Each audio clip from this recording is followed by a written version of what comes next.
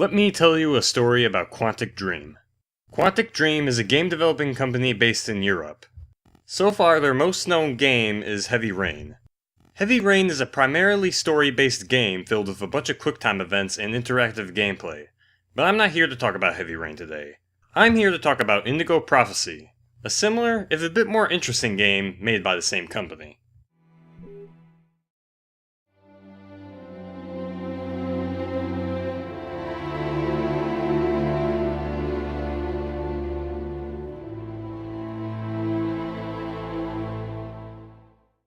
Indigo Prophecy is the spiritual predecessor to Heavy Rain, as the mechanics in each of these games are pretty similar.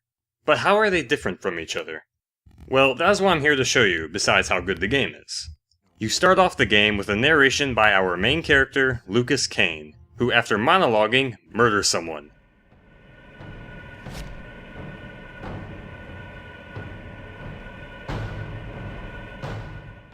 Great way to start. But as soon as the act of murder ends, our hero Lucas acts shocked, as if he wasn't aware that he was killing someone. But before you can solve this mystery, you have to get rid of as much evidence as possible, and escape the crime scene before anyone discovers what you have done. Now I gotta say, this first level was set up perfectly. It puts you in a panicky situation where you have to get as much done as you can while avoiding getting caught. You'll have to hide the body, clean up the blood, and hide the murder weapon, and eventually leave the diner.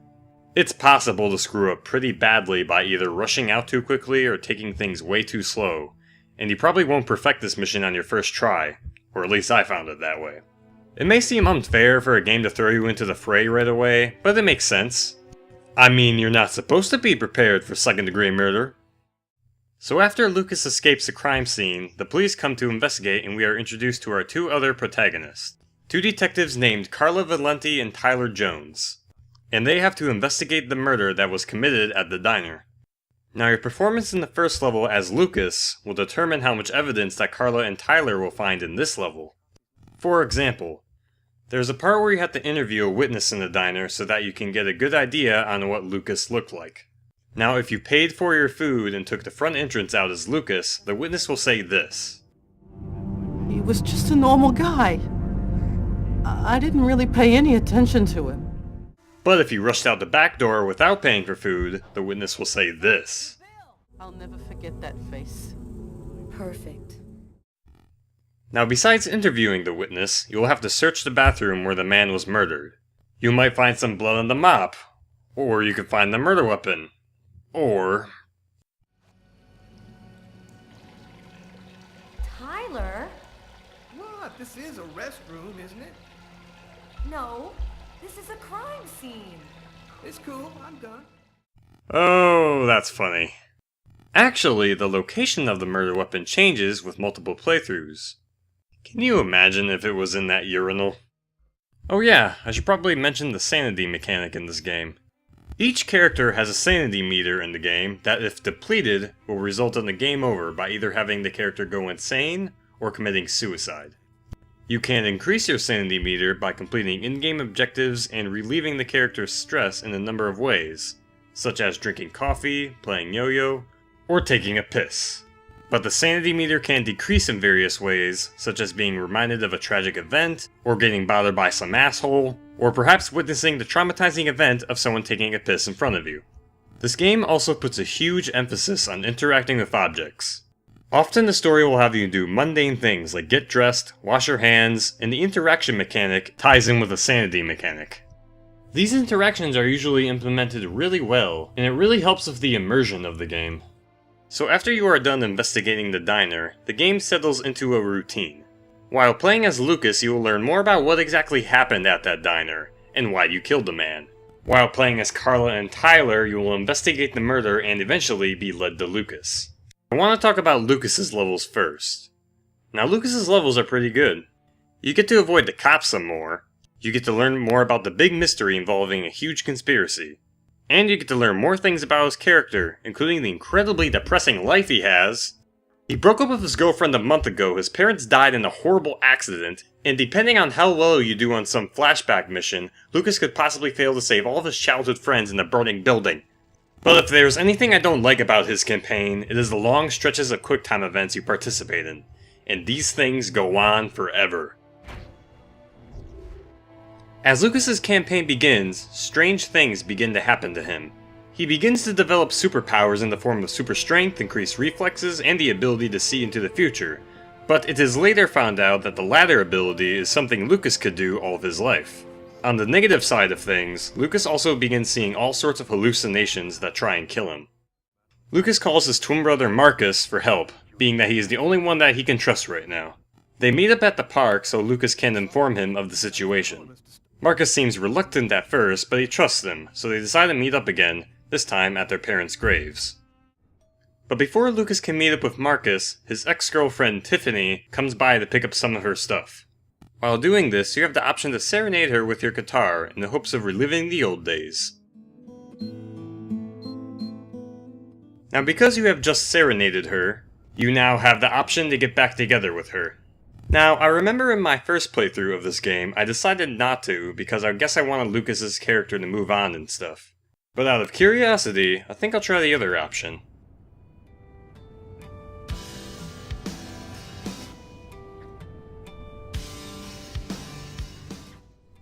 Huh. So, why did these guys break up in the first place? Oh well. Now we have to meet up with Marcus. While Lucas is waiting for Marcus, he experiences a flashback to his childhood. This is the level I mentioned earlier that has the flashback and the burning building. In this flashback, a bunch of Lucas's friends sneak inside the army hangar to play hide and seek for some reason. Lucas receives a premonition showing the building on fire and exploding with all of his friends in it. So Lucas, of course, has to save them. First, you get to play a tacked-on stealth section, one of the most frustrating parts of the game. You have to sneak past a bunch of soldiers, and the game isn't exactly specific with what you have to do. I mean, look at this section here. I'm not sure I'm supposed to hide behind the truck the entire time or just run towards the hangar. Both options seem to get me caught.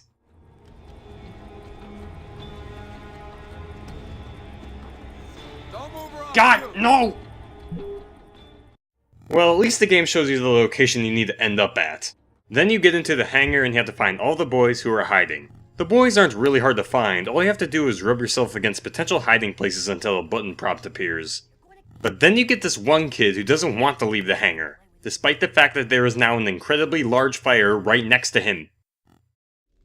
You need to get out of here, Kurt. The hangar's gonna blow. You don't know what you're talking about.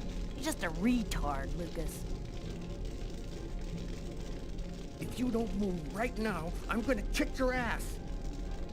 You think I'm scared of a little wussy like you? You wanna fight? Bring it. I'll smoke you. Well, now I'm out of time. I did everything I could, Marcus. I didn't manage to get them all out. How did you know it was going to happen, Lucas? I saw it before it happened. Don't ask me how. You know they'll never believe that. I know. If you somehow manage to save them all, you can get a sanity boost. So Marcus then tells you that he knows someone who can help Lucas because she deals with unusual things. Next we go visit this woman, whose name is revealed to be Agatha, and she's an old woman who owns a bunch of birds and she happens to have psychic powers. Tell me, what is your cage like? She looks at your cut up forearms and recognizes the symbol that was carved on them. To supposedly confirm something, she wants to read your mind. After she has you light some candles and darken the room, she delves into your mind. Now this is a really long QuickTime event, but it is made to be slow so that you can focus on the story element of this scene. Agatha first has you relive the events your character remembers partaking in. First you walking into the restaurant and then murdering the dude. Then she has you relive that night again, but this time, you see what happens. While Lucas is eating his food, an unseen man sits with him, and they chat for a while. And Lucas notices some weird things about him. Sir? A coffee, please. The waitress. It's as if she didn't see the man, like he was invisible. After your lovely conversation, the unseen man whispers something to Lucas.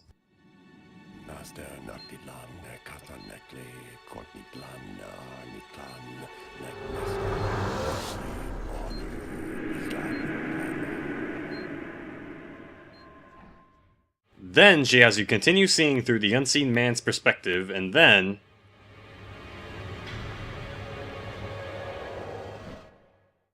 After that, Agatha says that she needs to clarify some things, so Lucas should come back later.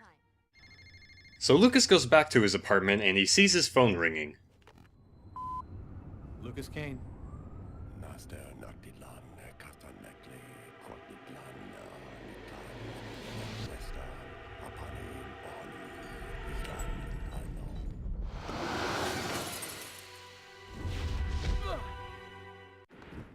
Oh no, this is one of the longest QuickTime events in the game. And there are a lot of things wrong with this scene anyway. Apparently, this huge hallway of wind is throwing objects at Lucas, but it only throws one at a time, despite it being just a huge gust of wind. Also, why doesn't the wind seem to affect Lucas? Okay, so now it affects him. This entire thing lasts for about 5 minutes, and then it turns out it was just a hallucination. Lucas wakes up hanging off the edge of a balcony.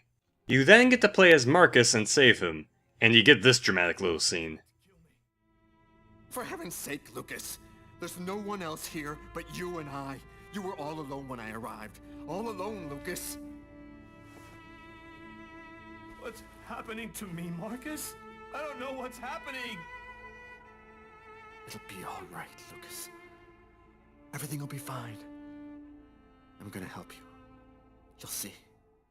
The next day, Lucas heads back to work, and this is the level where shit gets real.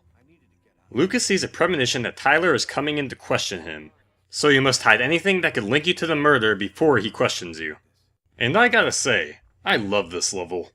Tyler will ask you questions relating to the murder, and you have to make sure to answer the questions right to avoid suspicion. In between questions and answers, you get to do some QuickTime events, which do one of two things. You will either read Tyler's mind so that you know what he's thinking, or you will spaz out, reacting to more hallucinations. Now the latter of that is kind of odd, because correctly inputting the QuickTime event actually causes Tyler's suspicion to rise. And why wouldn't his suspicion rise? To him it looks like Lucas is freaking out over nothing. It turns out that if you don't do that set of QuickTime events, it is actually better, because you won't react to the hallucinations, thus not raising any suspicion with Tyler. Why is that? Well, it is part of the reason this particular level works so well. Like in the first level of the game, you are put into an incredibly panicky situation with very little time to think. You end up doing what the game encourages you to do, only to realize that completely obeying the game's instructions might detriment your goal of not getting arrested. If you manage to survive Tyler's interview, Lucas will leave the room. You then take control of Tyler so that you can search Lucas's work area for evidence to convict him. You find out what you can, and then you leave. Next, Lucas goes to see Agatha again. When he finally arrives, he finds that she is dead, and cops are on the way. This devastates Lucas, but he thinks that she might have left him something. Now this is the only level I have gotten the game over at so far, besides the stealth level. And I should probably show you this. It's pretty interesting. And that's how my story ends. Accused of a murder that I didn't commit. It didn't take long for the police to connect me with the murder of a certain John Winston in an East End restaurant. I'll never find out what really happened on that cold January night, because as far as the rest of the world is concerned, I'm just a killer. It's depressing every time. If you don't fail this, you'll find an old news article in the birdcage relating to a past murder. Lucas has no idea what this means, but he doesn't have time to figure it out because the cops are coming. Lucas escapes out the window and has another scary hallucination.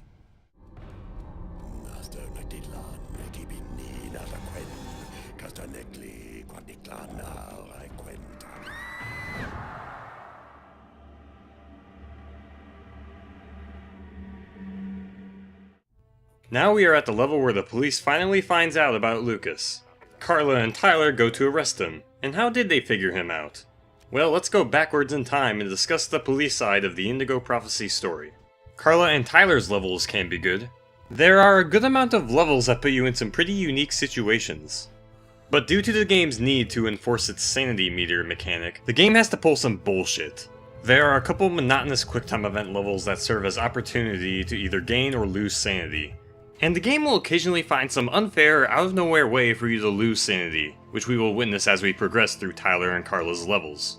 As far as their characters go, Carla is a stubborn, hard-working, but stressed cop, while Tyler is a sort of joker, and he is having some wife troubles. We will get to that later. After the murder, we start out as Carla walking into the police station to continue the work on the case. Hey, Carla. can you tell your partner to pay me back that $100 he owes me? I've been waiting 6 months for it now. Can't help you there, Jeffrey. Talk to him about it. He's been avoiding me like the plague. Plus, you know, you're the only one he listens to. Catch you later, Jeffrey. He calls Tyler so that he can get his lazy ass out of bed. And afterwards, Carla gets a mysterious email from a person named Kirsten, saying that this has all happened before. Before she can investigate that, we get to see Tyler get ready for work. And damn, look at his apartment! This looks like one of the funkiest places on Earth. And this is confirmed by the music that plays during Tyler's shower.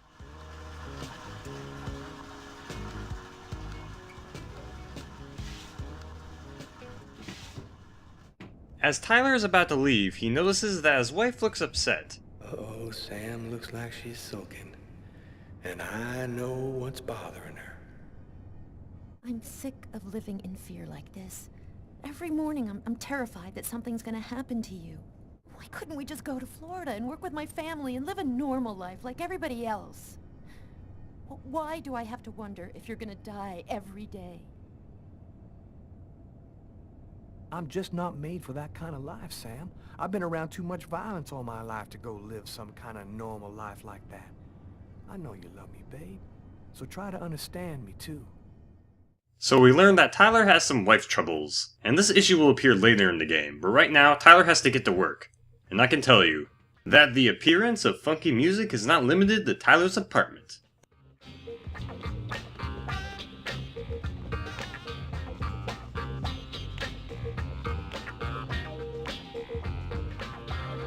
Hey, Tyler, what do you know? Just the guy I was looking for. Oh, shit. You remember that $100 I loaned you about 6 months ago? I'd really like for you to get that back to me as soon as possible. Like maybe now, for example? Yo, let me make you a deal. I'll play you a game of b-ball for your $100. If you win, I'll give you $200 right then. But if you lose, we cool. You'll give me $200 if I win. You got my word, man. All right, you're on. So Tyler meets up with Carla so that they can discuss the forensic evidence with Garrett. What did you find on the knife? Got some good prints off it. They matched those found on the fork and glass at the suspect's table. So, the murderer was definitely at that table. Anything on the blade? I'm getting to that. We definitely had blood from the victim, but the weird thing is we also found blood from the killer. What about the pool of blood in the stall? You're not going to believe this. The blood wasn't from the victim, it was from the killer. What was he doing bleeding in the stall? I have absolutely no idea. Were there any prints on the book that was under the table? Yep, and they matched the ones on the fork and the glass. So it was definitely his book. It looked like a fairly old book. Maybe we can get some more stuff out of it. Did you find anything on the coffee cup? The only prints we found belonged to the waitress. That's impossible, man. That cup was half empty. Somebody must have drank it. So, what do you think about all that? I don't have any explanation for the blood in the stall. The victim could have wounded the killer during a struggle, but it doesn't make sense that it would be in the stall. It's as though the killer wounded himself. Thanks for your help, Garrett. See you later. So Carla decides to check with the coroner on the body, and Tyler goes to interview the waitress to create a composite photo of the suspect. In the level where Carla visits the coroner, you'll have to enter some QuickTime events to learn exactly how the victim was killed. You learn some pointless things, like that the killer was left-handed. But the vital information comes at the end, where you learn that each stab wound that Lucas made cut a major artery, practically disconnecting the heart from the body. The reason this is important, the coroner explains that this murder played out almost exactly the same as a murder of a man named Kirsten, the man that Carla received the mysterious email from. Before Carla can investigate further, we go back to Tyler, who asks the waitress to make a composite photo of Lucas. This level is kind of mundane and doesn't really affect any later levels of the game, so we'll just skip it. We're gonna find him. And go buy yourself a video game. Now Carla will investigate the case. Actually, we first have a friendly boxing match between Carla and Tyler. It is again a boring, stretched out QuickTime event level. But there is some enjoyment out of watching Carla and Tyler essentially beat the shit out of each other. Ooh! Ow! And there is some nice dialogue between Carla and Tyler, even if it is pretty cheesy. Vegas for tonight's match between terrible Tyler Miles and killer Carla Valenti. So now we see Carla go into the police archives to look into the Kirsten case. Now on this level, Carla has claustrophobia, so you have to navigate the basement in first person while using the triggers to regulate Carla's breathing. If you fail to do this, Carla will panic and lose some of her sanity. Finding the Kirsten case is a matter of sliding these shelves around to create a path to where it might be located. I really enjoyed this level for the tension involved with navigating this place and the puzzle element. But one thing that has always bothered me is that Carla probably could have asked someone to do this for her if she had claustrophobia. It's not like she has to keep this a secret. Well anyway, the file turns out to be empty, but it does contain the name of the detective who worked on the case. While Carla was doing that, Tyler enters the bookstore as funky music plays in the background again, because whenever Tyler has a solo mission, the game suddenly turns into funky black cop town.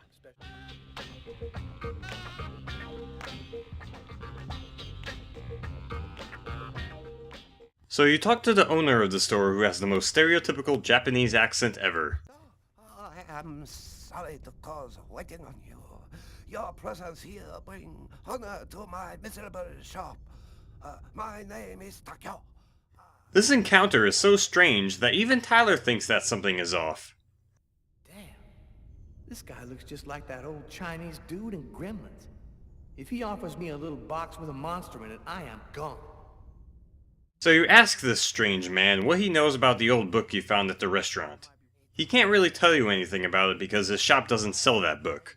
But before you leave, the owner says he will tell you anything you need to know if you find a book for him. Since the owner just stated that he didn't know Jack, you would think that this would turn out to be a pretty pointless quest. But... okay, so as you look for this book, you can examine Lucas's book, and while doing this, you find a couple things. You find a bookmark filled with letters and numbers on it, and you also find Marcus's initials on it, though Tyler does not know who Marcus Kane is yet.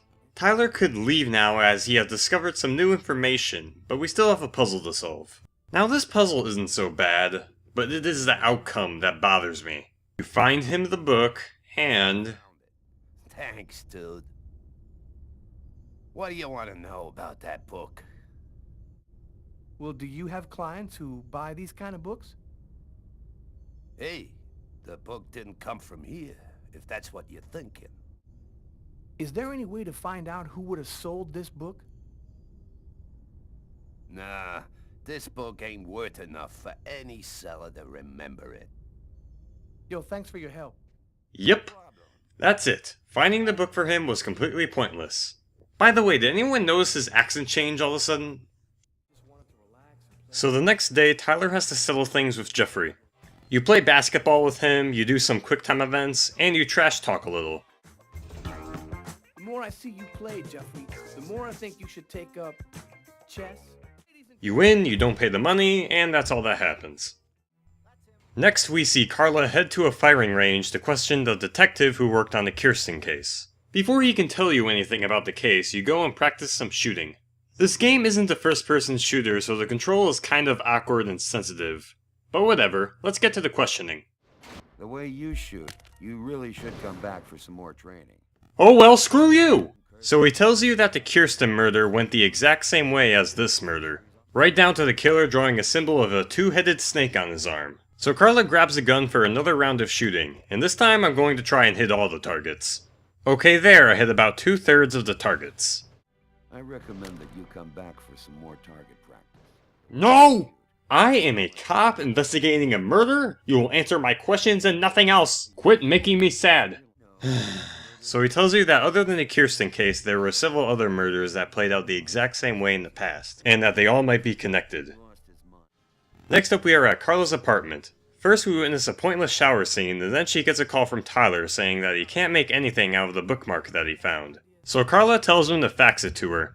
But before you can fax it and the game won't let you fax it anyway, Tyler looks at a newspaper filled with stock quotes and figures out that the bookmark was torn from a page of stock quotes and that it was printed at a bank.